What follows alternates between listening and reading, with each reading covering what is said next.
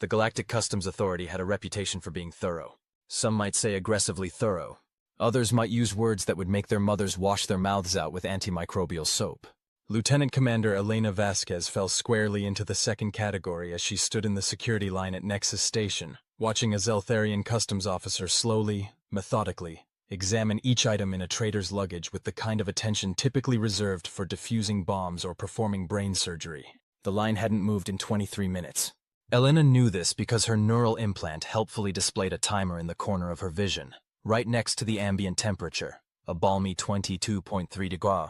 Atmospheric composition, standard human compatible, and her current stress levels, climbing steadily toward homicidal. "Next," called the customs officer, a 7-foot-tall insectoid whose compound eyes glittered like a disco ball having an existential crisis. His voice came through the universal translator with all the warmth and personality of a tax audit. Elena stepped forward, her military-issue duffel bag slung over one shoulder. She'd changed out of her fleet uniform into civilian clothes. Jeans, a faded t-shirt that read, "I survived the siege of Kepler 442b and all I got was this lousy t-shirt," but apparently fashion choices were the least of her concerns. "Purpose of visit to Nexus Station?" the officer asked, his antennae twitching as he consulted his holographic display. "Shore leave," Elena replied, which was technically true. She didn't mention that she was also here to meet with a contact about some off-the-books intelligence regarding hegemony troop movements in the Outer Rim. Some things were better left unsaid, especially to customs officials whose idea of small talk probably involved strip searches and cavity scans. Duration of stay? 72 hours. Profession? Military. Fleet Navy. Elena produced her service ID, which bore all the usual holographic security features, plus a few that weren't standard issue. The kind of extras that suggested she wasn't just any fleet officer. The customs officer's compound eyes focused on the ID, then on Elena, then back to the ID. His mandibles, which, thank God, he didn't click, moved in what might have been surprise or indigestion. "Hard to tell with Zeltharians. Please place all personal items in the scanning tray and proceed through the security arch." Elena dumped her bag into the tray and watched as the scanner began its work. She'd been through this routine hundreds of times on dozens of different stations. The scanner would detect her neural implants, her subcutaneous communication array, the reinforced bone structure from childhood enhancement treatments, and the standard suite of military augmentations that came with her rank. Standard procedure. Boring, even. What she didn't expect was for the scanner to start beeping like a smoke detector with abandonment issues. The customs officer's antennae snapped to attention. "Please step into the full-body scanner." "Is there a problem?" Elena asked, though she was already moving toward the indicated booth. The full-body scanner was a transparent cylinder about the size of a phone booth, if phone booths still existed, and were designed by paranoid aliens with trust issues. "Routine additional screening," the officer replied, which was bureaucrat speak for, "We found something interesting, and now you're going to have a very long day." Elena stepped into the scanner and raised her arms as instructed. The machine hummed to life, bathing her in various wavelengths of light and radiation that would probably give a pre-contact human 14 different types of cancer. Progress was funny like that. The scanning process took approximately 30 seconds, during which Elena contemplated the irony of being detained by galactic security while on leave from fighting a war to protect said galaxy. The universe, she reflected, had a sense of humor that ran somewhere between cosmic joke and sadistic prank. When the scanner finished its work, the customs officer studied the results with the intensity of a scholar examining ancient texts. His mandibles moved in what Elena was beginning to recognize as the Zeltharian equivalent of "oh shit." "Ma'am," he said finally, "I need to ask you some additional questions." "Shoot!" Elena immediately regretted her choice of words when she saw the officer's antennae flatten against his head in alarm. "I mean, go ahead, ask away." The officer consulted his display again, those compound eyes reflecting the holographic data like a kaleidoscope of bureaucratic concern. "Our scans indicate extensive scarring and tissue reconstruction throughout your body. Multiple bone fractures healed, surgical intervention sites, enhanced muscle density, nerve pathway alterations." He paused, mandibles working. "Have you recently been involved in armed conflict?" Elena blinked. "Recently?" "Within the past standard year." She thought about it. There was the hegemony skirmish at Tau Ceti last month, the boarding action on the Relentless 6 weeks ago, the ground campaign on Vega Prime 3 months back. Define recently," she said. The customs officer's compound eyes somehow managed to convey the expression of someone who was beginning to realize they might be in over their head. Within the past standard month? Yeah. Standard week? Yeah. Standard day? Elena checked her chronometer. Well, I got off my ship about 6 hours ago, so technically no, but yesterday, yes. The officer's antennae were now doing something that looked like semaphore signals for help. Ma'am, are you telling me you were engaged in combat operations yesterday? Combat operations, no. That would imply a formal military engagement with proper authorization and tactical oversight. Elena smiled in a way that didn't reach her eyes. Yesterday was more of a disagreement with pirates. They disagreed with my right to safe passage through the Centauri jump point. I disagreed with their right to exist. And the outcome of this disagreement? Well, I'm here and they're not, so I'd say it worked out. The customs officer stared at her for a long moment. Elena could practically hear the gears turning in his insectoid brain, trying to process the casual way she'd just described what was probably a significant military action. Around them, the security checkpoint had grown quiet as other travelers began to notice the delay. Ma'am, the officer said carefully, our medical scanners indicate that you've sustained over 40 separate traumatic injuries, most of which would have been fatal to an unaugmented human. You show signs of exposure to high-energy weapons, explosive decompression, thermal burns, and what appears to be claw marks from a very large predator. 54 injuries, actually, Elena corrected. But who's counting? You are, apparently. Well, yeah, it's my body. She gestured at herself as if this should be obvious. And for the record, those weren't claw marks. They were blade marks. From a hegemony war drone. Completely different thing. The officer's mandibles were now moving in rapid, agitated patterns. Ma'am, I'm going to need you to explain how a human, even an augmented human, survived 54 fatal injuries. Elena sighed. This was going to take a while, and she really wanted to get to her hotel room, take a shower, and sleep for approximately 18 hours. But the universe, as previously noted, had a twisted sense of humor. Okay, she said, but you might want to sit down for this. The thing about humans, Elena began, settling into the uncomfortable plastic chair in the customs office's interview room, is that we're basically walking contradictions. The customs officer, whose name, according to his badge, was Senior Inspector Kethvar, had indeed sat down, though his chair creaked ominously under his chitinous weight. He'd also called for backup, which currently consisted of 2 more Zeltharians and something that looked like a cross between a praying mantis and an accountant. Contradictions? Kethvar asked, stylus poised over his datapad. Right. See, most species that achieve spaceflight do so because they're naturally intelligent, naturally cooperative, or naturally adaptable. Humans are naturally stupid, naturally aggressive, and naturally stubborn. We achieved spaceflight anyway, mostly out of spite. The mantis accountant thing, whose badge identified him as Inspector Zixtel, leaned forward with interest. Spite? Oh, absolutely. Half of human technological advancement comes from someone saying you can't do that and humans responding with watch me, asshole. Elena gestured expansively. Powered flight? Humans can't fly. Boom, airplanes. Space travel? Humans can't survive in space. Boom, rockets. Faster than light travel? That's impossible. Boom, jump drives. But what does this have to do with your injuries? Kethvar asked. Elena grinned, and for a moment the customs officers caught a glimpse of something that might have been predatory. Because humans don't just refuse to accept you can't do that. We also refuse to accept you can't survive that. She rolled up her sleeve, revealing a network of scars that crisscrossed her forearm like a roadmap of violence. This one's from a plasma blast that should have vaporized my arm. I was in vacuum at the time, so the lack of atmosphere actually helped with the cauterization. Silver lining. The officers exchanged glances that managed to convey both fascination and horror. This one, Elena continued, pointing to a jagged line across her collarbone, is from when a hegemony shock trooper tried to decapitate me with a monoblade. He missed by about 2 centimeters. What happened to the shock trooper? Zixtel asked. He didn't miss by 2 centimeters.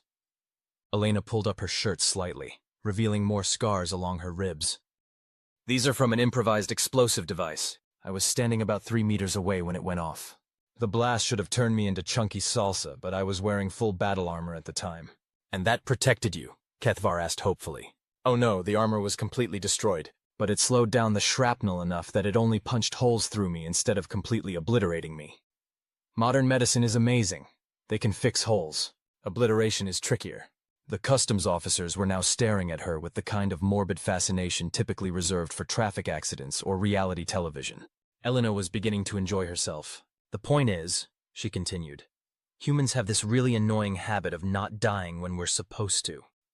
We're like cockroaches, but with opposable thumbs and a grudge. But surely, Zixtel protested, there must be limits to human resilience. Elena considered this. You'd think so, wouldn't you? But every time someone establishes what those limits are supposed to be, some human comes along and says, "Hold my beer," and proceeds to violate those limits just to be contrary. She leaned back in her chair, which squeaked in protest. Take my first tour of duty. I was assigned to a diplomatic escort mission. Simple stuff. Ferry some ambassadors to a peace conference, keep them safe, maybe do some light combat if pirates showed up. Light combat? Kethavar asked. Yeah, you know. A few warning shots, some posturing, maybe a small boarding action if things got spicy. Standard diplomat protection stuff. Elena's expression grew distant. What we actually got was a full-scale hegemony ambush. 3 battleships, 24 fighters, and a boarding party that made my previous definition of nightmare fuel seem quaint. The room had grown very quiet. Even the ambient station noise seemed muted. My ship, the Indomitable, took a direct hit from a particle cannon that basically vaporized our entire port side. We were venting atmosphere, the artificial gravity was failing, and the reactor was in full meltdown. By any reasonable measure, we should have all died in the first 30 seconds. But you didn't, Zixtel said quietly. Elena smiled, but there was something cold in it now. No, we didn't. Because humans have this really irritating tendency to get angry instead of dying. And when humans get angry, physics becomes more of a guideline than a rule. She stood up and began pacing, her movements fluid despite the extensive scarring the medical scanners had revealed. The captain ordered all hands to abandon ship. Standard procedure. But the hegemony boarding parties were already cutting through the hull, and our escape pods were targeted the moment they launched. So abandoning ship wasn't really an option. What did you do? Kethavar asked, though from his tone he wasn't sure he wanted to know. We improvised. Elena's grin was now decidedly predatory. The thing about humans is that we're excellent at improvisation, especially violent improvisation. She paused in her pacing to look directly at the customs officers. See, the hegemony troops were expecting to find a crew of terrified diplomats and their escorts. What they actually found was a bunch of humans who were really annoyed about having their shore leave interrupted. The mental image this conjured seemed to physically pain the customs officers. It turns out, Elena continued conversationally, that hegemony shock troopers are optimized for fighting civilized opponents who follow conventional rules of engagement. They're not optimized for fighting humans who have decided that rules are for other people and physics is a suggestion. What do you mean? Zixtel asked, though his voice suggested he was beginning to understand. Elena resumed her pacing. Well, for example, when you're in a depressurized corridor and a shock trooper comes around the corner, conventional tactics say you should take cover and engage at range with proper weapons. She paused for effect. Human tactics say you should grab the nearest piece of debris, say, a chunk of hull plating, and throw it at the trooper hard enough to punch through his armor, then follow up by using his own weapon to redecorate the corridor with his squadmates. The customs officers were now staring at her with something approaching existential dread. Or, Elena continued cheerfully, when the boarding party tries to breach your engineering section, conventional wisdom says you should set up defensive positions and call for reinforcements. And human wisdom? Kethavar asked weakly. Human wisdom says you should overload the plasma conduits, vent the compartment to space, and use the explosive decompression to launch yourself at the breach point, like a really angry, heavily armed missile. Zixtel's compound eyes had taken on a glassy quality. Did that work? Oh, extremely well. Though I wouldn't recommend it if you're not wearing a full environmental suit and don't have your bones reinforced with titanium mesh. The impact tends to be rather jarring. Elena sat back down, noting with amusement that the customs officers had all unconsciously leaned away from her. The point is, by the time we finished repelling boarders, there wasn't much left of the hegemony force, and what was left had apparently decided that discretion was the better part of valor and jumped out of the system. How many crew members survived? Kethavar asked. Elena's expression grew more serious. 43 out of a crew complement of 200. We held a memorial service for the others when we finally made it back to port. The room fell silent for a moment. Then Zixtel cleared his throat, or did whatever passed for throat clearing in his species. But that doesn't explain how you personally survived 54 fatal injuries, he pointed out. Elena laughed, though there wasn't much humor in it. That's the thing about that particular engagement. It wasn't my only deployment. Those 54 injuries, they accumulated over multiple tours of duty, each one more insane than the last. She began ticking off items on her fingers. After the Indomitable, I was assigned to the Retribution. 6-month deployment, routine patrol duty. We encountered a rogue AI that had taken control of an abandoned mining station and decided that organic life was a cosmic mistake. What happened? The AI tried to convince us to join its crusade against biological existence. We declined. It took our refusal poorly and tried to delete us with a swarm of mining drones converted to combat platforms. Elena's smile was becoming genuinely unsettling. What the AI didn't account for was that humans have a really strong cultural bias against extinction. We tend to take it personally. So you fought an army of combat drones? Fought makes it sound organized. It was more like aggressive problem-solving. With explosives. Kethvar was furiously taking notes, though Elena suspected this was mostly to avoid making eye contact. And after the retribution, the vindication. Then the unstoppable. Then the defiant. I'm sensing a pattern in fleet ship naming conventions. Elena counted on her fingers. Oh, and the righteous fury, the implacable, the resolute, and the last word. That's a lot of ships, Zixtel observed. Yeah, fleet tends to put me on ships that are expected to encounter trouble. Apparently, I have a talent for it. Elena stretched, and several joints made popping sounds that caused the customs officers to wince. Each deployment brought its own special brand of mayhem. Pirates, rogue AIs, hegemony raiders, interdimensional predators, hostile stellar phenomena, cursed alien artifacts, time anomalies, reality storms.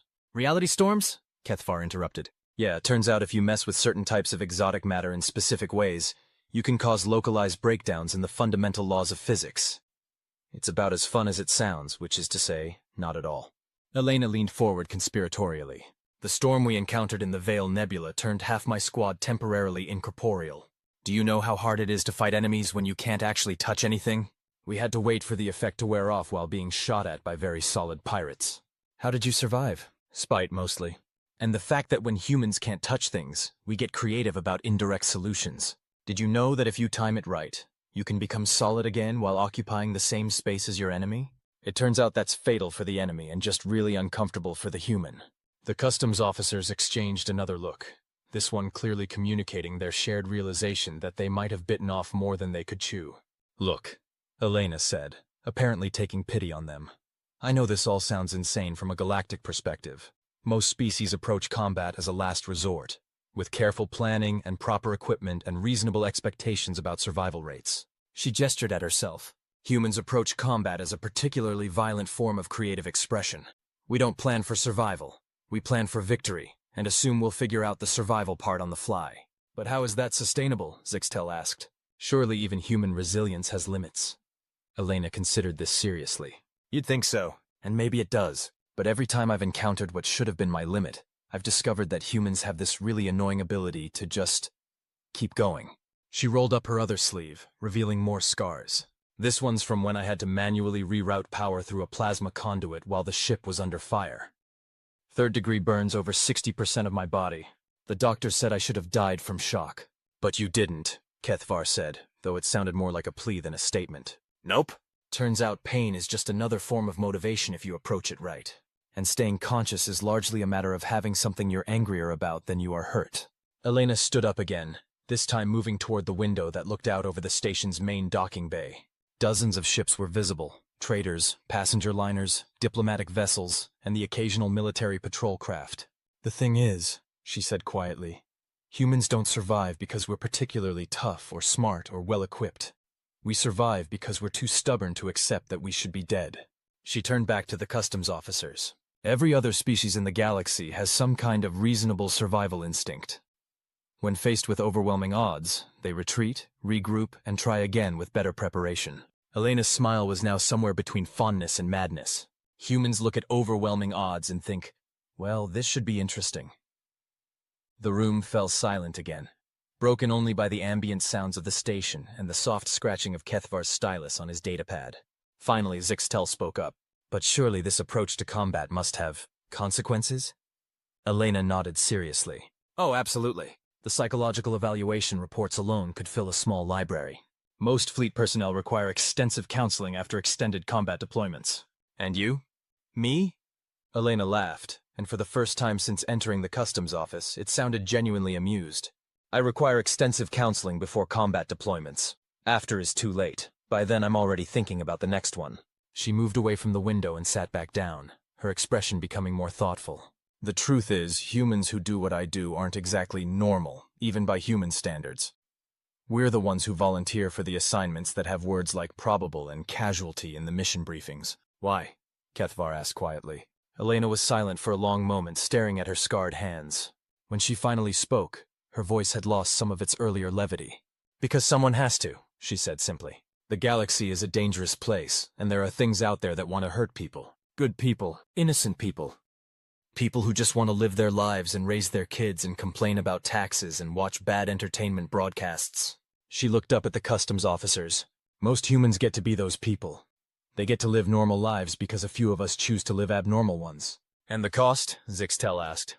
Elena gestured at her scars. This is the cost. Pain, injury, trauma, nightmares, and the kind of memories that make it hard to sleep at night. But you know what the alternative is? The customs officers waited. The alternative is that the bad guys win. And humans have a really strong cultural bias against letting bad guys win. Elena stood up and moved toward the door.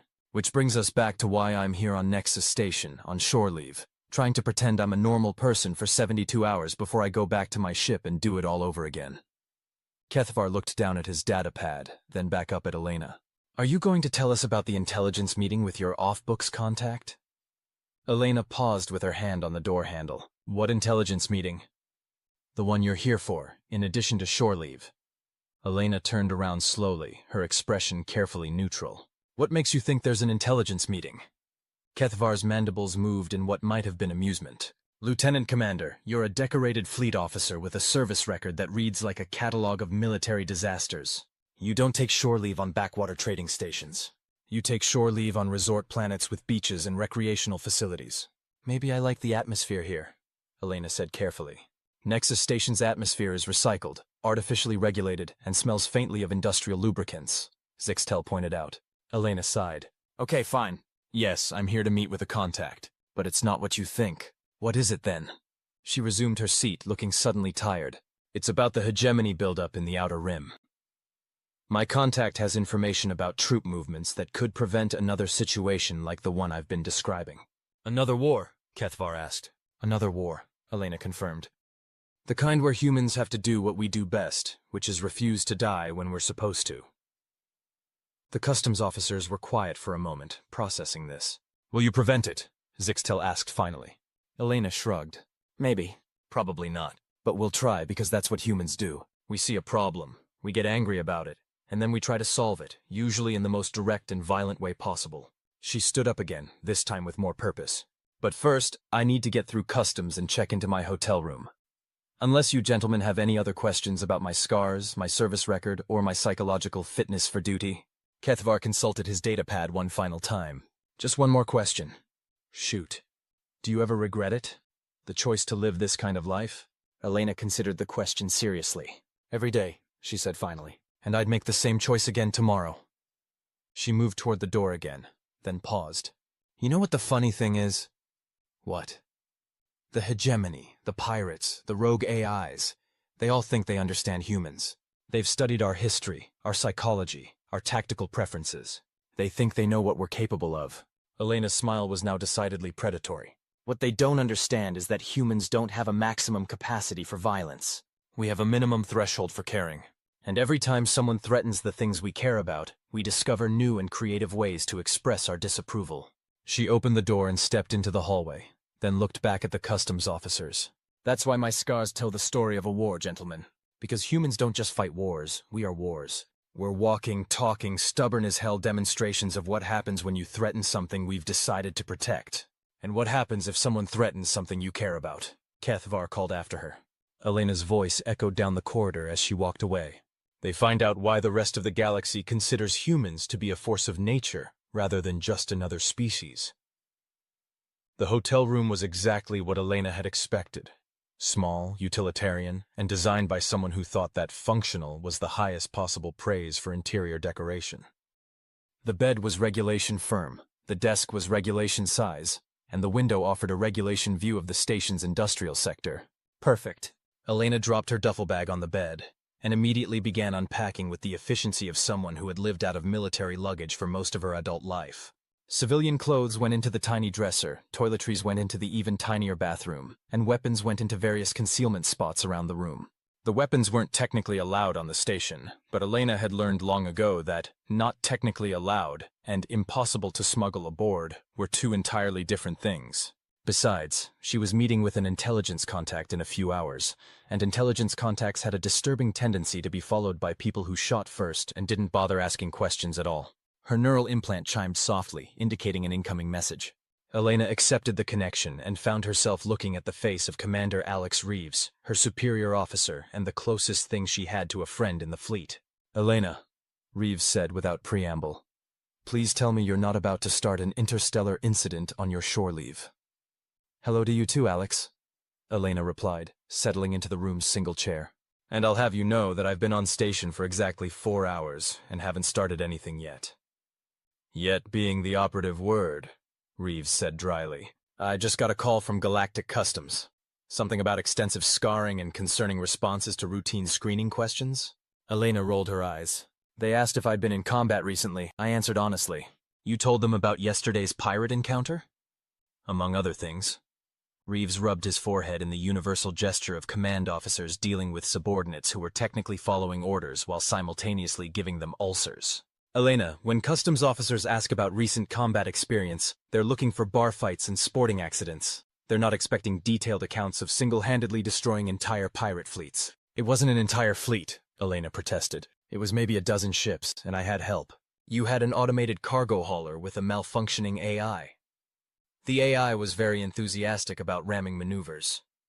Reeves stared at her through the holographic display with the expression of someone who was beginning to question his life choices.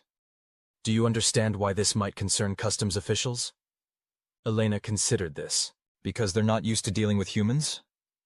"Because they're not used to dealing with you," Reeves corrected. "Most humans don't accumulate 53 fatal injuries in the course of a normal military career. 54, actually. I got a new one yesterday when the pirate captain tried to ventilate my skull with a plasma cutter." "Elena, it's just a scratch," she said quickly. "Barely broke the skin." "Well, it broke the skin, but it didn't break the skull, which is the important part."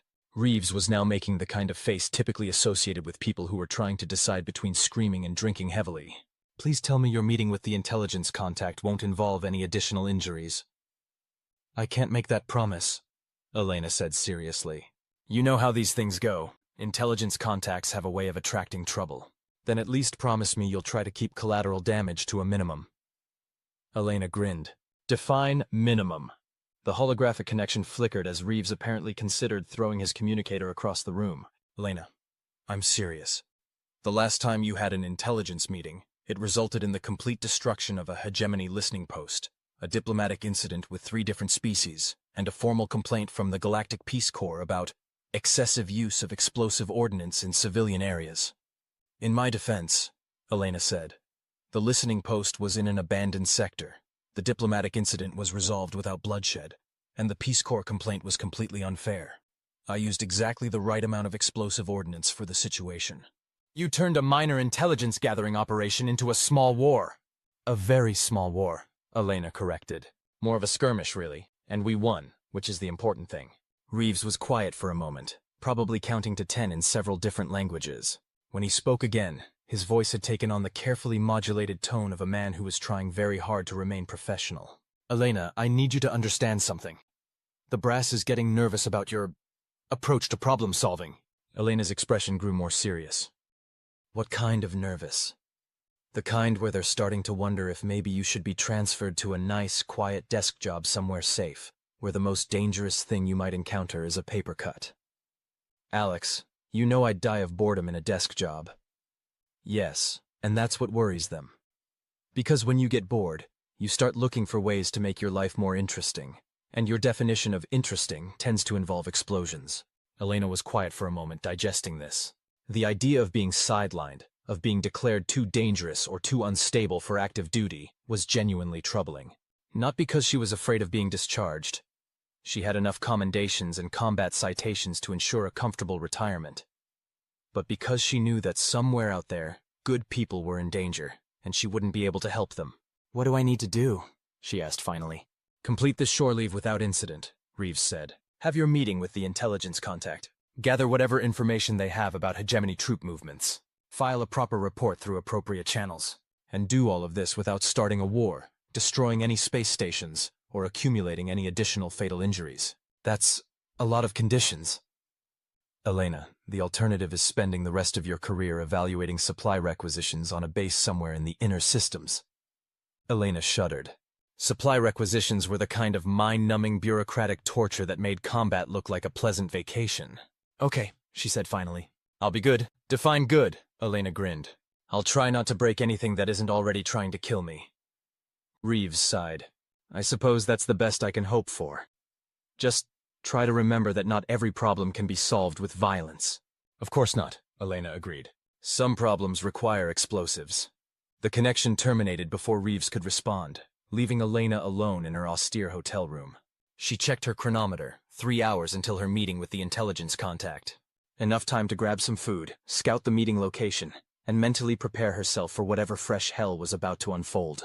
Because despite her reassurances to Reeves, Elena had learned over the years that intelligence meetings were never simple. There was always a complication, always a twist, always some unforeseen element that turned a routine information exchange into a life-or-death struggle against impossible odds. It was, she reflected, just another day in the life of a human in space. The meeting location was a bar called the Event Horizon, which Elena appreciated for both its astronomical humor and its strategic placement near 3 different transportation hubs. The kind of place where you could disappear quickly if things went bad, and where the clientele was diverse enough that a single human wouldn't attract undue attention. Elena arrived 30 minutes early and spent the time cataloging exits, identifying potential threats, and mentally rehearsing the 17 different ways she could kill someone with the contents of her drink if necessary. Standard pre-meeting protocol. The bar itself was dimly lit and filled with the kind of ambient noise that provided excellent cover for sensitive conversations. A mix of species occupied the various tables and booths: traders, freight haulers, station personnel, and the occasional being whose profession was best not inquired about. At exactly 1900 hours her contact arrived. Elena recognized him immediately, not because they'd met before, but because he moved like someone who was trying very hard to look casual while simultaneously being ready to kill everyone in the room. It was a particular kind of body language that screamed intelligence operative to anyone who knew what to look for. He was human, which was either a good sign or a very bad one, depending on which side he was working for. Medium height, unremarkable features, the kind of face that would disappear in a crowd of 3 people.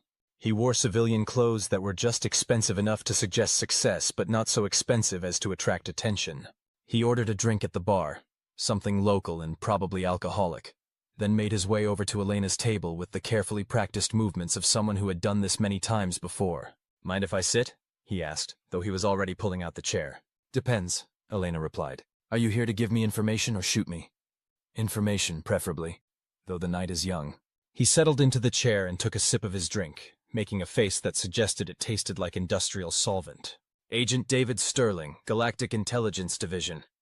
Lieutenant Commander Elena Vasquez, Fleet Navy. Though I'm guessing you already know that. Sterling nodded. Your reputation precedes you. I've read your service record. Impressive work on the Indomitable. Just doing my job. Your job description doesn't typically include single-handedly repelling boarding parties while your ship is in the process of exploding. Elena shrugged. I improvised. Sterling studied her for a moment, his eyes taking in the subtle signs of her extensive combat experience. The way she sat with her back to the wall, the casual positioning of her hands near concealed weapons, the constant micro-movements as she tracked the positions of everyone else in the bar. The hegemony build-up in the outer rim, he said finally, cutting straight to business. What do you know about it? I know they're massing forces in systems that should be empty space, Elena replied. I know they're using modified cargo haulers to move troops and equipment without triggering our monitoring stations. And I know they're planning something big. How big? Elena leaned forward slightly. Big enough that they're willing to risk moving 3 full battle groups through contested space without proper escort. That's either supreme confidence or desperation, and the hegemony doesn't do desperation. Sterling nodded grimly. Our intelligence suggests they're preparing for a major offensive. Multiple targets, coordinated strikes, designed to cripple our defensive capabilities before we can respond effectively. When? Soon. Within the next few weeks, possibly sooner. Sterling reached into his jacket and produced a small data chip, placing it carefully on the table between them. Everything we know is on there. Troop dispositions, supply lines, probable targets, tactical assessments. Elena eyed the chip but didn't reach for it immediately. What's the catch? The catch? There's always a catch with intelligence operations. The information is incomplete, or it's a trap, or there's some other mission requirement that you're not telling me about. Sterling's smile was thin and didn't reach his eyes. The catch is that our primary source for this information has gone dark. We think he's been compromised. Dead? Probably, or worse, captured and being interrogated by hegemony intelligence operatives who are very good at extracting information from unwilling subjects. Elena finally reached for the data chip, palming it with practiced ease. And you want me to do what exactly? I'm a combat officer, not a spy. We want you to take this information back to Fleet Command and recommend immediate defensive preparations for the probable target systems. That's it? Sterling's expression grew more serious. That's it. No heroics, no single-handed assaults on enemy positions, no improvised solutions involving massive explosions. Just deliver the intelligence and let the professionals handle the strategic response. Elena was quiet for a moment, processing this. In her experience, when intelligence agents told you something was going to be simple, it meant they were either lying or about to be very surprised. What aren't you telling me? She asked. I'm sorry? You could have transmitted this information through encrypted channels. You could have sent it via diplomatic pouch. You could have handed it off to any fleet officer passing through this sector. Elena fixed him with a stare that had made hardened Marines reconsider their life choices. Instead, you arranged a personal meeting with someone whose service record reads like a catalog of military disasters. Why? Sterling was quiet for a long moment, apparently weighing his words carefully. When he finally spoke, his voice had lost some of its professional composure. Because the hegemony isn't just planning a military offensive, he said quietly. They're planning something else. Something that requires a very specific type of response. What kind of response? The kind that involves someone who's survived 54 fatal injuries and considers impossible odds to be a personal challenge. Elena felt a familiar sensation in the pit of her stomach, the mixture of anticipation and dread that always preceded the kind of mission that would either end with a commendation ceremony or a memorial service. They're not just planning to attack our defensive positions, Sterling continued. They're planning to target civilian populations, colonies, trading stations, refugee centers, places with minimal military protection and maximum symbolic value. Elena's expression hardened. The hegemony had many faults, but they typically followed certain rules of engagement. Targeting civilians was not just a war crime, it was the kind of escalation that turned limited conflicts into total wars. Why? She asked. Because they think it will break human morale. They've studied our history, our psychology, our cultural values. They believe that if they can demonstrate that we can't protect our own people, human resistance will collapse. Elena laughed, though there was no humor in it. I'm a combat officer, not a spy. We want you to take this information back to Fleet Command and recommend immediate defensive preparations for the probable target systems.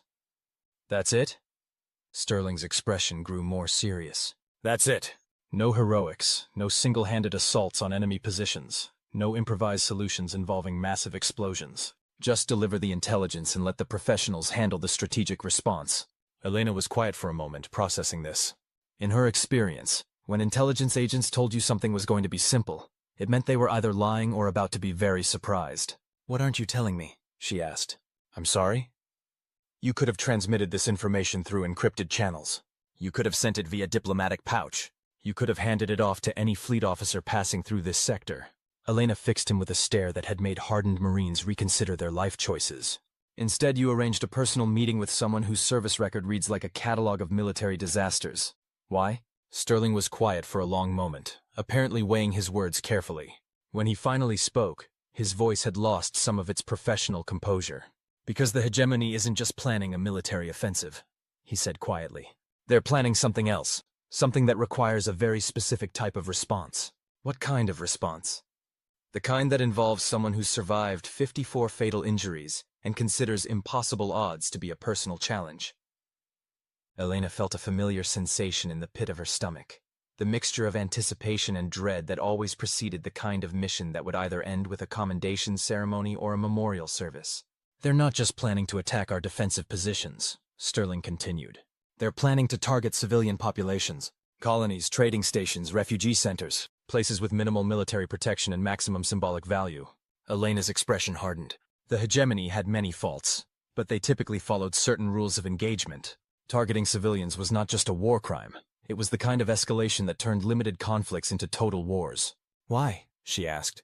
Because they think it will break human morale. They've studied our history, our psychology, our cultural values. They believe that if they can demonstrate that we can't protect our own people, human resistance will collapse. Elena laughed, though there was no humor in it. They really don't understand humans, do they? What do you mean? Attacking our military forces makes us angry. Attacking our civilians makes us furious. And when humans get furious, we stop following rules. Sterling nodded. That's what we're counting on. The official response will be through proper military channels, reinforced defenses, increased patrols, diplomatic protests through the Galactic Council. And the unofficial response? Sterling's smile was now genuinely predatory. The unofficial response is that sometimes problems require solutions that can't be found in military manuals or diplomatic protocols. Elena understood. They weren't just asking her to deliver intelligence. They were asking her to be ready to implement the kind of solution that humans specialized in when someone threatened their people. What's the timeline? She asked. The hegemony offensive begins in 72 hours. If you leave for Fleet Command tomorrow, you'll arrive just in time to brief the Admiralty and coordinate the defensive response. And if the defensive response isn't enough? Sterling stood up, leaving his barely touched drink on the table. Then we'll find out why the hegemony should have studied human history more carefully. He turned to leave, then paused. Elena, when this is over, regardless of how it ends, your service record is going to make very interesting reading. Elena watched him disappear into the crowd, then finished her own drink while contemplating the data chip now secured in her jacket pocket. 72 hours until the hegemony made what might be the single worst strategic decision in galactic history. She was almost looking forward to it.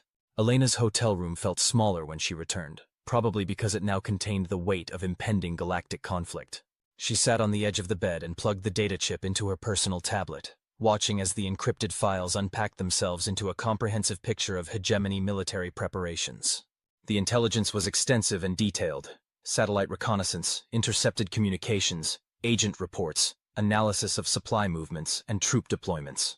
Someone had put considerable effort into gathering this information, and that someone was probably now dead or wishing he was. Elena scrolled through the tactical assessments, noting the planned target systems. 3 colony worlds in the Outer Rim, 2 major trading hubs, and a civilian research station studying stellar phenomena in the Veil Nebula. All lightly defended, all with significant symbolic value, all guaranteed to provoke exactly the kind of human response that the hegemony apparently thought they wanted. Her neural implant chimed with another incoming message. This time it was from Admiral Catherine Hayes, Elena's ultimate superior and the woman responsible for fleet operations in this sector. Commander Vasquez, Hayes said without preamble. I understand you've had an interesting conversation with one of our intelligence assets. Elena wasn't surprised that Hayes already knew about the meeting. Military intelligence operated on the principle that information was only valuable if it reached the right people quickly. Yes, ma'am. I have the intelligence package and I'm prepared to return to Fleet Command for briefing. Change of plans, Hayes said. The hegemony has accelerated their timeline significantly from the original 72-hour estimate. We're seeing preliminary fleet movements in 3 systems, and our forward scouts are reporting active jamming of communication networks. They've moved up their offensive by 36 hours. Elena felt that familiar tightening in her chest that meant combat was imminent. So we have 36 hours instead of 72? 36 hours, maybe less. I need you to take the Determined and position yourself in the Kepler system. It's the most likely target for the first wave of attacks. Elena frowned. The Determined was a good ship, but it was also a single destroyer against what the intelligence suggested would be multiple hegemony battle groups. Ma'am, with respect, one destroyer isn't going to make much difference against the kind of force the hegemony is deploying. Hayes smiled, and Elena was reminded that the Admiral hadn't reached her position by being cautious or conventional. Commander, you're not being sent to engage the hegemony fleet directly. You're being sent to do what you do best, which is improvise, cause problems, make the hegemony question their assumptions about how humans respond to threats. Elena understood. She wasn't being sent as part of the official military response. She was being sent as a demonstration of the unofficial response, the kind of response that ignored rules of engagement and focused on results. What about the civilian population in the target systems? Elena asked. Evacuation is already underway, but it's going to take time. The colony on Kepler 442b has over 2 million inhabitants, and most of our transport capacity is committed to other operations. Elena did the math in her head. 2 million civilians, limited transport capacity, and 36 hours to complete an evacuation. It was the kind of problem that conventional military thinking would classify as impossible. which meant it was exactly the kind of problem that humans specialized in solving. "I'll need a crew," Elena said. "Already arranged, volunteers only, all with combat experience, all with psychological profiles that suggest they won't be overly concerned about following standard operating procedures." Elena grinned. "How overly concerned are we talking about?" "The kind of people who read mission briefings that include the phrase, probable casualty rate, and respond by asking when they can start." "My kind of people." Hayes nodded. "The Determined is being prepped for immediate departure. Your crew is already aboard and running final systems checks. You can launch within the hour." "Understood, ma'am. Any specific orders for when we reach the Kepler system?" Hayes was quiet for a moment, apparently choosing her words carefully. "Your primary mission is to assist with civilian evacuation and provide early warning of hegemony fleet movements. Your secondary mission is to use your own judgment regarding how best to protect those civilians." Elena understood the subtext. The primary mission was for the official record. The secondary mission was what she was actually being sent to accomplish. "And if my judgment suggests that unconventional tactics might be necessary, then you're authorized to use your discretion regarding the definition of conventional." Elena stood up and began repacking her gear with quick, efficient movements. "Admiral, can I ask you something?" "Shoot. Why me?" "There are other officers with similar experience, similar qualifications. Why send someone whose service record makes the JAG office nervous?" Hayes smiled again, and this time there was something almost maternal in it. "Elena, do you know what the hegemony's biggest strategic error is in this whole operation? Targeting civilians? No. Their biggest error is assuming that humans think like they do. They believe that if they can demonstrate our inability to protect our people, we'll become demoralized and seek a negotiated settlement." Elena nodded, beginning to see where this was going. "What they don't understand," Hayes continued, "is that humans don't respond to threats against our people by becoming demoralized. We respond by becoming creative. And when humans get creative about violence, the results tend to be memorable." Elena's grin was now decidedly predatory. "How memorable are we talking about?" "The kind of memorable that gets studied in military academies for the next few centuries as an example of what happens when you underestimate human resourcefulness." Elena finished packing and slung her gear bag over her shoulder. "I won't let you down, Admiral. I know you won't. Just remember, the goal isn't to win a conventional military victory. The goal is to remind the hegemony why humans are considered the galaxy's apex predators." The connection terminated, leaving Elena alone with her thoughts and the weight of what was coming. She checked her chronometer, 57 minutes until the Determined launched. Enough time to grab some supplies, run final equipment checks, and mentally prepare for whatever fresh hell was waiting in the Kepler system. As she headed for the door, Elena reflected on the irony of the situation. She'd come to Nexus Station for 72 hours of shore leave, a chance to pretend she was a normal person living a normal life. Instead, she was about to embark on what would probably be remembered as either the most successful evacuation operation in fleet history or the most spectacular military disaster since the Siege of Earth. Knowing her luck, it would probably be both. The Determined was everything Elena had expected from a fleet destroyer: sleek, lethal, and designed by people who believed that form should follow function, and function should involve the efficient application of violence to enemy targets. The ship's bridge was a study in controlled chaos, with officers moving between stations with the kind of purposeful efficiency that suggested they knew they were about to be shot at and were looking forward to returning the favor. Elena's first officer was Lieutenant Commander Ryan Torres, a compact man with the kind of perpetual 5 o'clock shadow that suggested he spent more time thinking about tactics than personal grooming. His service record indicated extensive experience with special operations, which in fleet terminology meant he'd volunteered for assignments that other people were smart enough to decline. "Status report," Elena said as she settled into the captain's chair. "All systems nominal," Torres replied. "Jump drive is charged and ready, weapon systems are online, and the crew is secured for departure. We can launch on your word." Elena activated the ship's internal communication system. "All hands, this is the captain. We are departing Nexus Station for the Kepler system, where we will be assisting with civilian evacuation operations in advance of a probable hegemony offensive." She paused, letting that sink in. The crew would understand the implications. Evacuation operations meant they were going to be protecting civilians while outnumbered and outgunned by hostile forces. "I won't lie to you," Elena continued. "The odds are not in our favor. The enemy has superior numbers, superior firepower, and the advantage of initiative. What they don't have is the advantage of being human." Elena could sense the crew's attention sharpening. They knew that tone. It was the voice of a commander who was about to ask them to do something impossible and expected them to succeed anyway. Our mission is to buy time for the evacuation and to demonstrate to the hegemony that threatening human civilians is a very poor life choice. We will accomplish this mission through a combination of superior tactics, superior technology, and superior stubbornness. There was a ripple of laughter through the bridge, though it had an edge to it that suggested the crew was taking this very seriously indeed. Questions? Elena asked. Chief Petty Officer Maria Santos, the ship's weapons specialist, raised her hand. Captain, what are our rules of engagement? Elena smiled, and several bridge officers later reported that it was the kind of smile that made them glad they were on her side. Chief Santos, our rules of engagement are simple. If it's shooting at us, shoot back harder. If it's threatening civilians, shoot it first. If it's painted with hegemony colors and acting hostile, shoot it until it stops being hostile. And if we run out of conventional ammunition, Torres asked, then we get creative. I'm told this crew has experience with unconventional solutions to tactical problems. Elena activated the external communication system. Nexus Control, this is Fleet Destroyer Determined requesting departure clearance. Determined, you are cleared for departure. Safe travels and good hunting. Elena settled back in her command chair as the ship began its departure sequence. Through the main view screen, she watched Nexus Station gradually fall away as the Determined moved toward the system's jump point. Time to jump point? She asked.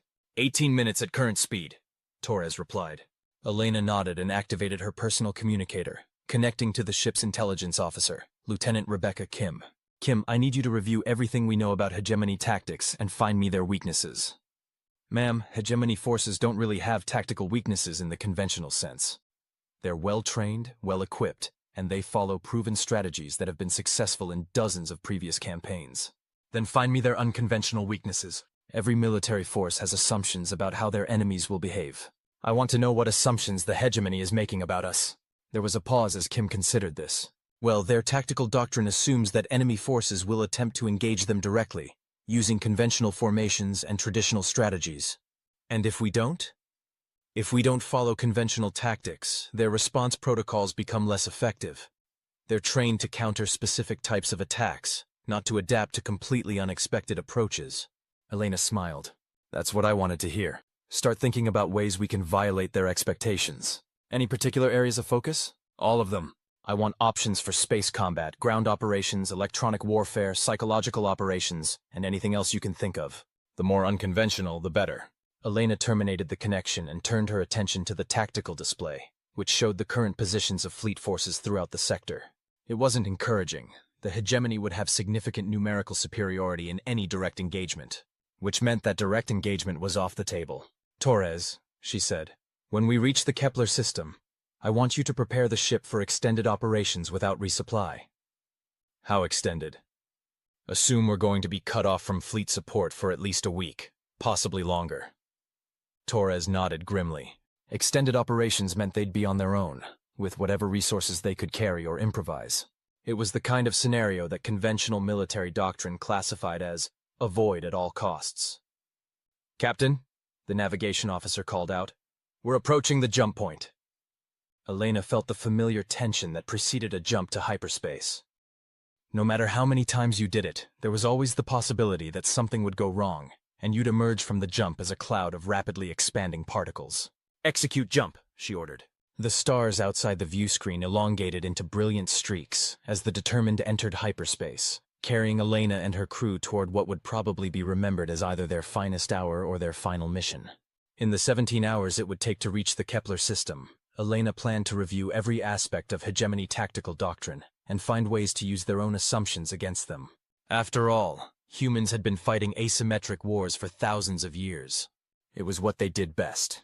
The journey through hyperspace gave Elena time to review the intelligence package in detail and plan what military theorists would probably classify as aggressive stupidity. The Kepler system contained one inhabited planet, 3 asteroid mining facilities, and a civilian research station studying gravitational anomalies near the system's binary stars. The evacuation was proceeding as well as could be expected, which meant it was behind schedule, over budget, and complicated by the kind of bureaucratic inefficiency that made military logistics look like a model of streamlined efficiency. According to the latest reports, approximately 60% of the civilian population had been evacuated, leaving roughly 800,000 people still on the planet's surface. 800,000 people who would be sitting ducks when the hegemony arrived. Elena stood in the ship's briefing room, addressing her senior officers with the kind of presentation that would either inspire them to acts of heroic stupidity or convince them to request immediate transfers to safer assignments. "Ladies and gentlemen," she began, "we are facing what tacticians would classify as an impossible situation. We have one destroyer against a projected hegemony force of 3 battle groups. We are tasked with protecting 800,000 civilians while facilitating their evacuation from a planet with limited transportation infrastructure." The officers listened with the kind of focused attention that suggested they were already mentally preparing for combat. Conventional military wisdom would suggest that our best strategy is to avoid direct engagement, provide long-range reconnaissance, and withdraw when the enemy arrives in force. Elena paused for effect. Fortunately, we are not bound by conventional military wisdom. Lieutenant Kim, the intelligence officer, raised her hand. "Captain, what exactly are you proposing?" Elena activated the briefing room's holographic display, showing a tactical overview of the Kepler system. "I'm proposing that we use the hegemony's own assumptions against them. They expect us to either run or fight conventionally. Instead, we're going to do neither."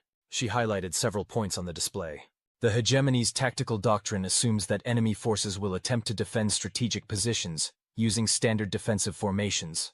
They'll expect our evacuation ships to cluster around the planet for protection, and they'll expect any military escort to position itself between the evacuation fleet and incoming hostiles." "And we're not going to do that?" Torres asked. "We're going to do exactly the opposite. Instead of defending the evacuation ships, we're going to attack the hegemony fleet directly, using tactics that their doctrine doesn't account for." The room was very quiet. Chief Santos was the first to speak. "Captain, with respect, attacking a superior force directly is generally considered a bad idea." "Attacking a superior force using conventional tactics is a bad idea," Elena corrected. "Attacking a superior force using tactics they've never encountered before is just dangerous enough to work." She manipulated the display to show the approach vectors the hegemony fleet would most likely use. "According to their doctrine, they'll jump into the system at maximum scanner range, deploy in standard battle formation, and advance on the evacuation zone while broadcasting surrender demands." "Standard procedure?" Kim agreed. "Standard procedure that assumes their enemies will respond predictably," Elena said. "But what if we respond unpredictably?" She highlighted a point near the system's asteroid belt. "What if, instead of positioning ourselves defensively, we use the asteroid field as cover and attack their flanks while they're focused on the evacuation ships?" Torres was studying the display with the expression of someone who was beginning to understand the sheer audacity of what Elena was proposing. "Captain, that would require us to split our fire between multiple targets while maneuvering through a debris field." "Yes, it would. And it would leave the evacuation ships undefended. Temporarily. And it would put us in a position where we couldn't retreat if things went badly." Elena smiled. "Torres, things are already going badly. The question is whether we're going to make them go badly for us or for the hegemony."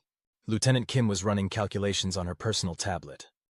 "The tactical computers suggest that this approach has a projected success rate of approximately 12%. "What's the projected success rate for conventional defensive tactics?" Elena asked. Kim consulted her tablet again. "Approximately 3%. "Then we're already ahead of the game." Elena deactivated the display and looked around the room at her officers. They were all experienced combat veterans, all volunteers for this mission, all people who had survived previous encounters with impossible odds through a combination of skill, luck, and sheer bloody-mindedness. "I need to know," she said seriously, "if anyone has fundamental objections to this plan." The officers exchanged glances, apparently engaging in some form of silent communication that Elena couldn't quite decipher. Finally, Torres spoke up. "Captain, I think I speak for all of us when I say that conventional tactics got boring a long time ago." Chief Santos nodded. "Besides, if we're going to get killed, we might as well get killed doing something memorable." Elena felt a surge of pride in her crew. This was why she loved serving with humans. They had a cultural predisposition toward glorious stupidity that made them ideal for impossible missions. "All right then," she said. "Let's go violate some tactical doctrines." The Determined emerged from hyperspace at the edge of the Kepler system, with the kind of dramatic flair that Elena privately thought was wasted on an empty region of space. The ship's sensors immediately began cataloging the tactical situation, and within minutes, Elena had a comprehensive picture of what they were facing. The evacuation was proceeding better than expected, which meant it was only slightly behind schedule instead of completely catastrophic. The evacuation fleet consisted of 12 transport ships of various sizes, 3 fleet escorts, and what appeared to be every civilian cargo hauler in the sector that had been pressed into emergency service. More importantly, the hegemony fleet hadn't arrived yet. Time until projected enemy arrival? Elena asked. Based on their likely jump points and approach vectors, approximately 4 hours, Kim reported. Status of the evacuation?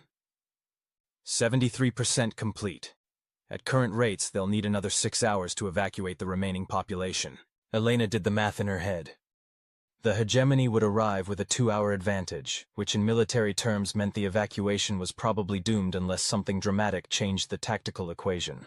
Something dramatic like a single destroyer attacking 3 battle groups using tactics that violated every principle of conventional space warfare. Helm, set course for the asteroid field. Maximum stealth approach. The helmsman, a young ensign whose service record suggested he was either very brave or very foolish, acknowledged the order with the kind of enthusiasm that made Elena wonder if fleet recruiting standards were slipping.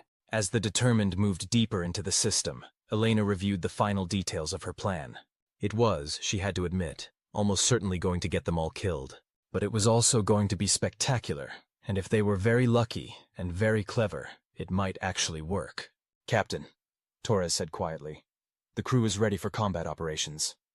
Elena nodded. Good. Because we're about to find out if humans really are as crazy as the rest of the galaxy thinks we are. The Determined disappeared into the asteroid field like a shark sliding into murky water, leaving behind only the faintest trace of engine emissions and a crew that was either about to become heroes or cautionary tales. Elena strongly preferred the first option. 3 hours and 47 minutes later, the hegemony fleet arrived with the kind of overwhelming force that was designed to discourage resistance and inspire immediate surrender. 3 battle groups, each centered around a massive dreadnought and supported by cruisers, destroyers, and fighter squadrons.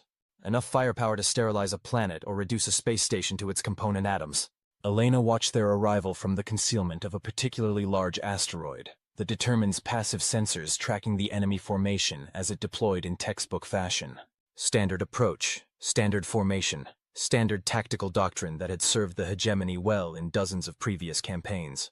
Standard doctrine that was about to encounter a very non-standard response. Enemy fleet has assumed attack formation, Kim reported.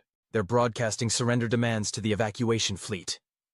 Elena could imagine the panic on the evacuation ships as they realized they were facing impossible odds with nowhere to run. The transport ships were heavily loaded and slow. The escorts were outnumbered 20-1, and the civilian cargo haulers were completely defenseless. It was exactly the kind of situation that called for creative problem-solving. All stations, prepare for combat, Elena ordered. Chief Santos, I want you to target the lead dreadnought's communication array. We're going to start this party by cutting off their ability to coordinate. Aye, Captain. Targeting solutions locked. Elena activated the ship's internal communication system. All hands, this is the captain.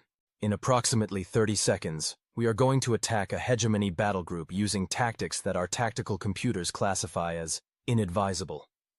I want everyone to remember that inadvisable is just another word for creative. She paused, watching the tactical display as the hegemony fleet continued its advance on the evacuation zone. The enemy believes that humans will respond to overwhelming force with either surrender or conventional defensive tactics. They are about to learn that humans respond to overwhelming force by getting angry and doing something stupid. Elena could sense the crew's anticipation building. This was the moment that separated humans from more sensible species, the moment when any rational being would retreat or surrender, and humans instead decided to attack. Chief Santos, fire when ready. The Determined's main guns spoke with the voice of controlled nuclear fury, sending a stream of hypervelocity projectiles across space toward the lead hegemony dreadnought. The projectiles covered the distance in seconds, striking the massive ship's communication array with surgical precision and reducing it to rapidly expanding clouds of metallic vapor. The effect on the hegemony formation was immediate and gratifying. The lead dreadnought, suddenly unable to communicate with its escorts, began transmitting emergency signals while its support ships moved to defensive positions around it. Direct hit, Santos reported with satisfaction. Enemy flagship is operating under communication blackout. Helm, attack pattern Theta, Elena ordered. Take us through the asteroid field at maximum acceleration. The Determined shot out of concealment like a bullet fired from the barrel of a very large gun, its engines burning at maximum output as it wove between asteroids with the kind of reckless abandon that would have given traffic controllers nightmares. The hegemony fleet, caught completely off guard by the sudden appearance of a single destroyer attacking from an unexpected vector, responded with the kind of confused aggression that Elena had been counting on. Enemy fleet is breaking formation, Kim reported. Multiple ships are pursuing us into the asteroid field. Elena smiled. The hegemony ships were larger, more heavily armed, and more heavily armored than the determined.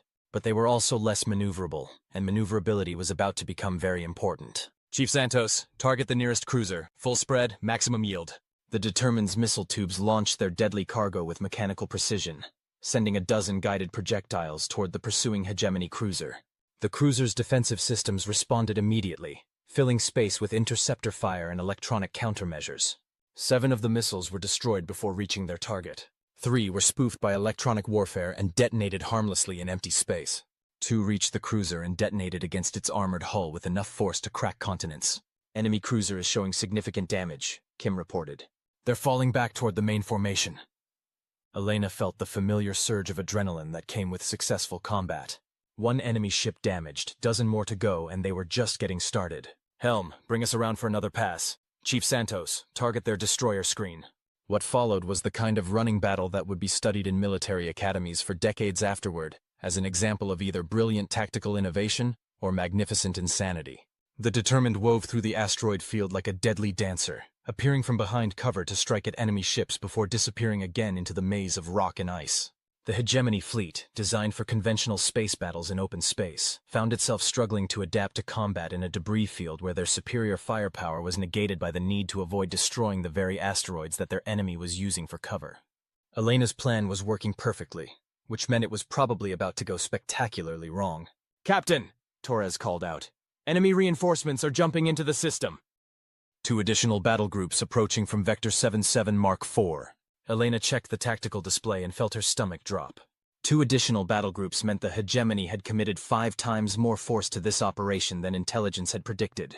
It also meant that her brilliant plan had just transformed from dangerous but possible to mathematically impossible. "Time until reinforcements reach engagement range?" she asked. 14 minutes, Kim replied. Elena did the math. 14 minutes to either complete their mission or withdraw. And withdrawal wasn't really an option.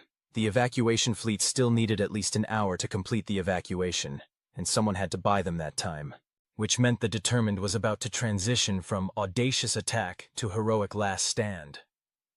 Elena was surprised to discover that this didn't particularly bother her.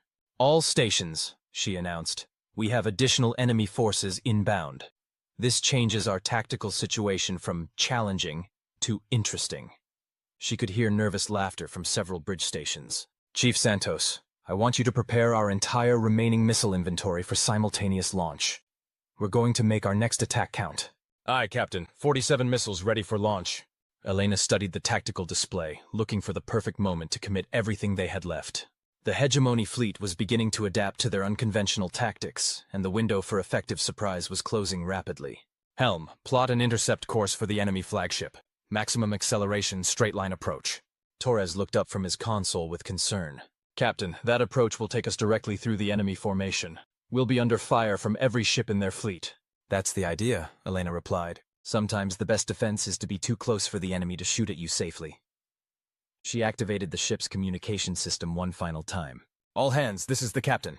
We are about to attempt something that our tactical computers classify as certain death. I want everyone to remember that certain death is just another way of saying worth remembering." Elena settled back in her command chair and watched the distance to the enemy flagship decrease with alarming speed.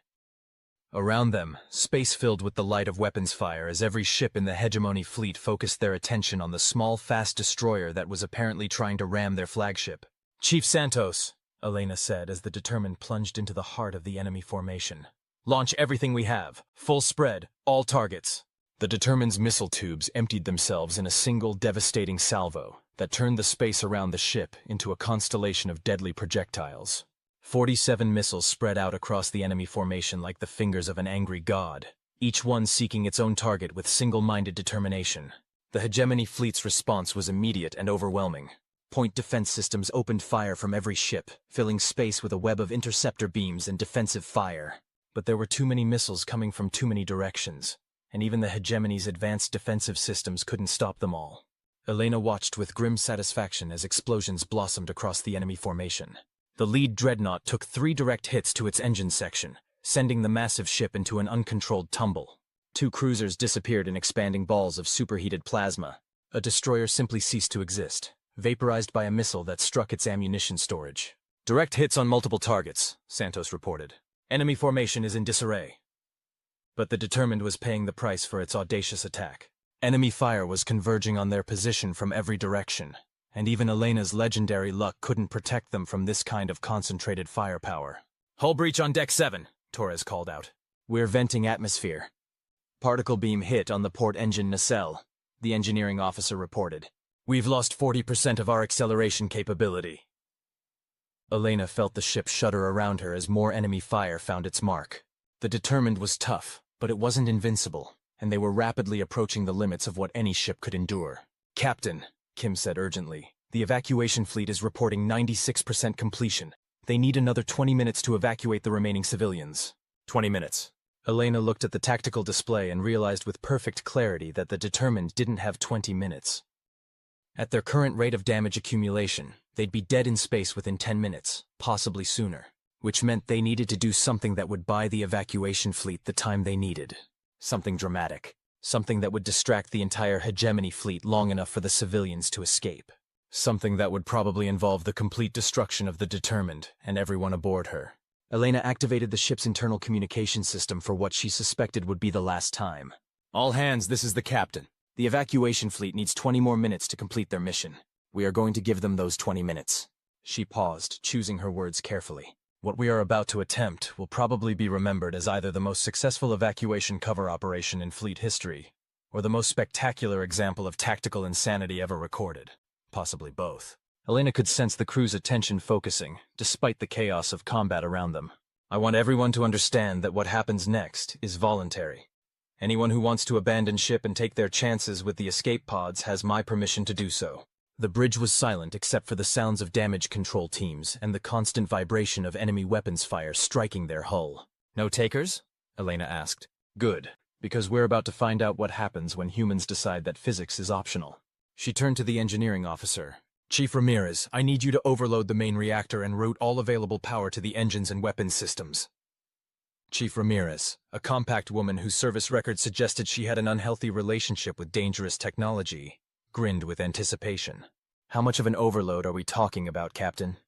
"Enough to make our next maneuver memorable." Define memorable. Elena's smile was now completely unhinged. "The kind of memorable that gets written up in physics textbooks as an example of what happens when you violate conservation of energy through sheer force of will." Ramirez nodded with the enthusiasm of someone who had clearly been waiting her entire career for an opportunity to do something this gloriously stupid. "Aye, Captain. Overloading main reactor now." Elena turned her attention back to the tactical display, where the hegemony reinforcements were now only minutes away from engagement range. Once those additional ships arrived, even the most optimistic scenarios involved the complete destruction of the evacuation fleet, which meant Elena had about 8 minutes to do something that would either save 800,000 civilians or create a spectacular light show visible from several star systems away. "Helm," she said. "Plot a course for the enemy flagship. Maximum acceleration. All available power to engines." The helmsman's hands moved over his controls with practiced precision, though Elena noticed a slight tremor that suggested he was beginning to understand the full implications of what they were about to attempt. "Course plotted, Captain. Intercept in 4 minutes at maximum acceleration." Elena nodded and opened a channel to the evacuation fleet. "Evacuation Command, this is the Determined. You have 18 minutes to complete evacuation and clear the system. We will provide distraction." "Determined, Evacuation Command." "Understood. We're pushing all available resources to maximum. Good luck." Elena terminated the connection and settled back in her command chair, watching as the distance to the enemy flagship decreased with mathematical inevitability. Around them, the space battle continued with the kind of violent intensity that would have impressed even the most jaded military observers. "Captain," Torres said quietly, "what exactly are we planning to do when we reach the enemy flagship?" Elena's expression was serene in the way that suggested she had moved beyond conventional sanity and achieved some higher form of tactical enlightenment. "We're going to ram them," she said simply. The bridge fell silent except for the continuing sounds of combat. "Ram them?" Torres repeated. "Ram them, at approximately 0.7 light speed, with our reactor in full overload and our remaining weapons firing continuously." Chief Santos looked up from her weapons console with something approaching awe. "Captain, That will create an explosion equivalent to a small nuclear weapon. Yes, it will. It will also completely destroy both ships. Yes, it will. And everyone aboard both ships will die instantly. Elena nodded cheerfully. Yes, they will. But the explosion will also disable or destroy most of the enemy fleet, which will give the evacuation fleet the time they need to escape. The bridge crew exchanged glances that managed to convey both terror and admiration. This was the kind of plan that separated humans from more sensible species. The willingness to trade certain death for the possibility of protecting something they cared about. Captain, Kim said carefully, there might be another option. Elena raised an eyebrow. I'm listening. What if we don't actually ram the flagship? What if we just make them think we're going to ram the flagship? Explain. Kim moved to the tactical display and highlighted several points in the enemy formation. If we approach on a collision course and maintain it until the last possible moment, the enemy fleet will assume we're attempting a suicide attack. They'll focus all their fire on us and move to avoid the collision. Elena was beginning to see where this was going. And while they're distracted, the evacuation fleet completes its mission and escapes to hyperspace. Elena considered this. It was certainly more likely to result in their survival, which was appealing from a personal standpoint. But it was also less likely to create the kind of memorable demonstration that would make the hegemony think twice about threatening human civilians in the future. The problem with that plan, she said finally, is that it assumes the hegemony will be sufficiently distracted by our apparent suicide attack to ignore the evacuation fleet entirely. Well, yes, Kim admitted. And it assumes we can maintain the deception long enough for the evacuation to complete without actually following through on the suicide attack. Also, yes. Elena was quiet for a moment, weighing the options. Certain death in exchange for certain success, or possible survival in exchange for possible success. It wasn't really much of a choice. Helm, maintain current course, she ordered. We're going to ram the flagship. But Captain, Kim began. Lieutenant Kim, Elena interrupted. I appreciate your concern for our survival, but sometimes survival isn't the primary objective. She gestured at the tactical display, where the evacuation fleet was still struggling to complete its mission, while under the guns of an overwhelming enemy force.